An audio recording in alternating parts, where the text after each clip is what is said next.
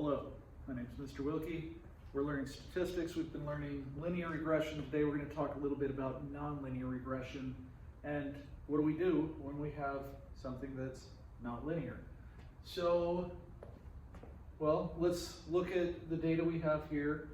This goes up from 1 through 15, it looks like. Well, we'll see how. Okay, so 15 is the max. This one has 221 is the max, but they both start at 1. So that might not really be linear. Let's find out for sure. So I'm going to do a scatter plot. Graph. Oh, does that look linear? That's, I don't know. Well, let's run regression and see what happens. So stat calc 8. L1, comma, L2, comma, Y1. And there we go. That's a strong correlation, right? 0.97, that's really strong. 94.1157, 3% of the variation in Y, explained by least squares regression of Y on X. There's a strong correlation here. Now, let's look at the graph. Now, is it linear? So let's do a residual plot and see what happens. So in L3, I'm going to do L2 minus Y1 at L1, L2 minus Y1 at L1. And there's some residuals. Let's graph this. Well, let's get rid of that. We'll graph L1, L3,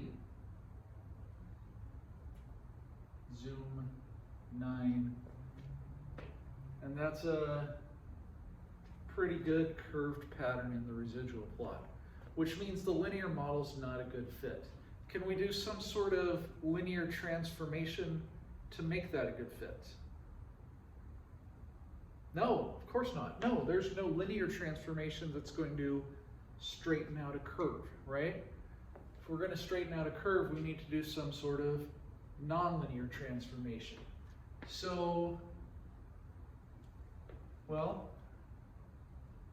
let's clear these out. And then let's think about this. 1, 1, 3, 11, 5, 22, 8, 6, 9, 8. What do these look like? It looks like y equals x squared, right? So let's try this.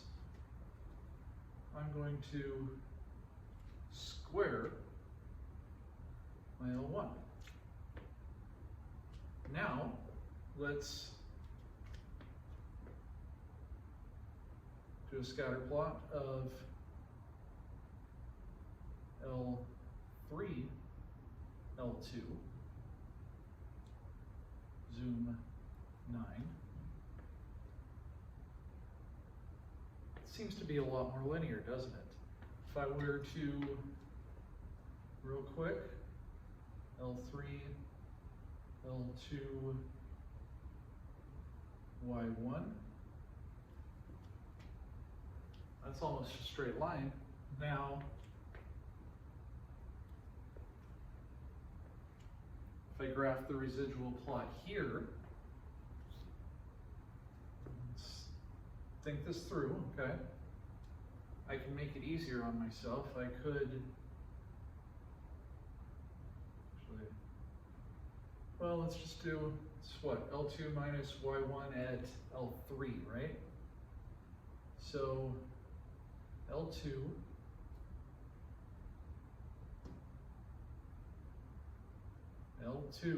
minus Y1 at L3, then it'll be L4, L2, or next value is L3, L4. There we go. Okay.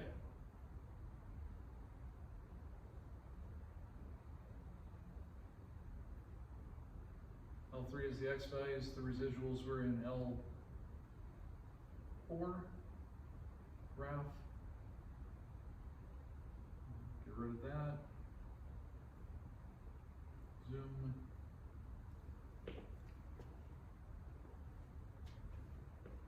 Now I know you're looking at this and thinking that looks like two different, but it's no pattern, right? I mean, it goes down and up and down. There's really no pattern there. It's not a large sample size to really tell, but no pattern in the residual plot, right? Okay, cool. So we can get rid of, well, we can make it linear by doing a nonlinear transformation. So if it's y equals x squared, well, square your x values and it becomes linear. If it's y equals x to the fifth, take the fifth of your x values and it becomes linear.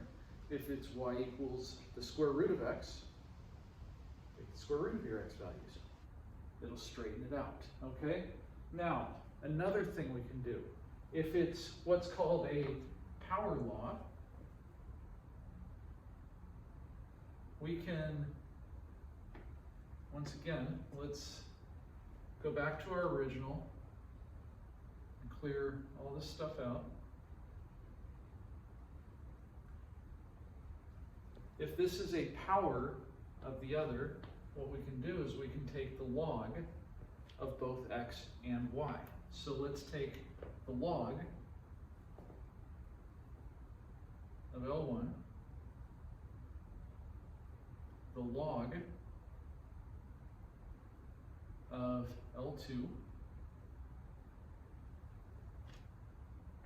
okay, and we're going to run linear regression on L3, L4.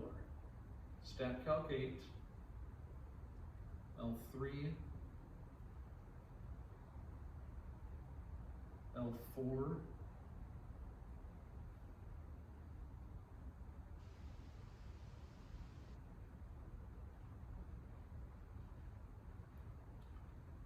Y1,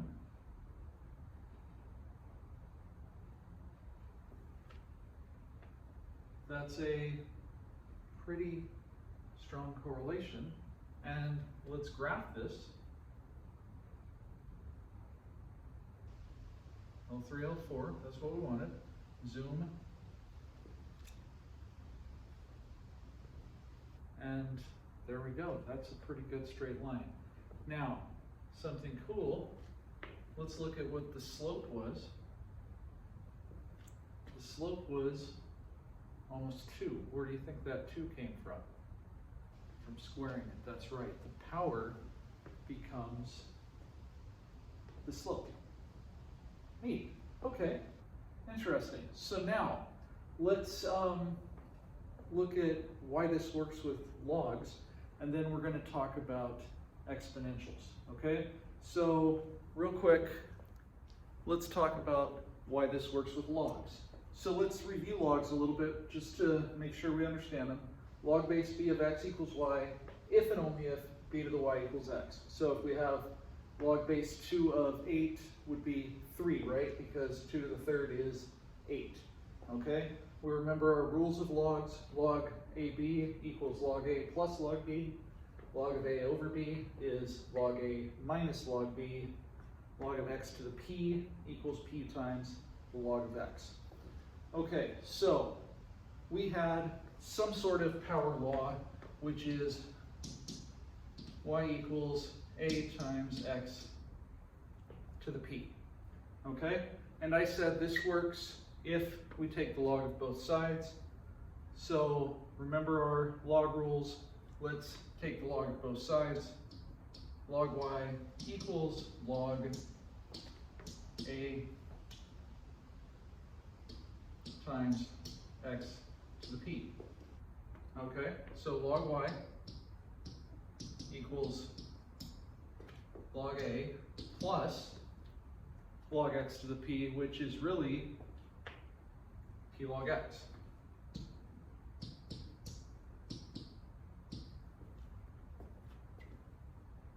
Now, is this linear? Well, if we have the logs of x, or the log of y and the log of x, then log a is just a constant, right? So log y equals some constant, we'll call it just a. It's a new a, but it's just constant a, plus p, which is that's a constant, we'll just call it b. And as long as we have log a, or log y and log x, it becomes linear. Does that make sense? Okay, a, just a new constant. Now b, we got from, that was the exponent. Remember on our example, we said the slope was 2 because it was x squared. Well, that makes sense, right? This became the slope. Cool, huh? All right, now let's talk about what would happen with an exponential. So here, let's look at an exponential. Again, we're going to take the log of both sides and see what happens. So if I take the log of y equals log a times b to the x. Okay, using our log rules, we have log y equals log a plus x times log b. Well, log a, as we know, is just a constant, so we've got log y, constant, we'll just call it constant a, plus x times log b. Log b is just a constant, we'll call b. So that's linear if I take the log of y. So with an exponential, if we take the log of y, when it was a power law, we took the log of both x and y. With an exponential, we're just going to take the log of y. So let's look and see what happens on our calculators.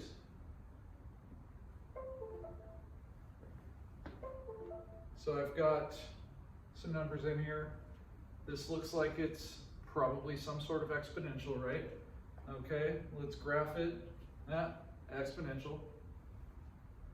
Yes, cool. Okay, so, well, go back and let's just take the log of the y values. So log of L2.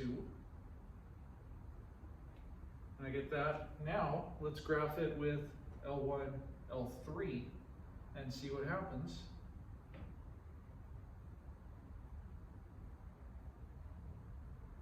Zoom 9. And again, that's pretty linear, isn't it? Okay, so let's remember, when we get something nonlinear, we can't do a linear transformation, we have to do some sort of nonlinear transformation. If you can tell what the graph is, you can do the transformation. If you're like, well, it looks like y equals x squared, well then take the squares of your x values and run linear regression on squares of x and y. If you know it's a power law of some sort, take the log of both x and y. If you know that's an exponential, just take the log of the y values. And that's it. All right? Sound good? Good. Okay. That's the end of chapter 3. We're going to review chapter 3 next time. Thank you guys for listening. Thanks to GBH for the t-shirt, and take care.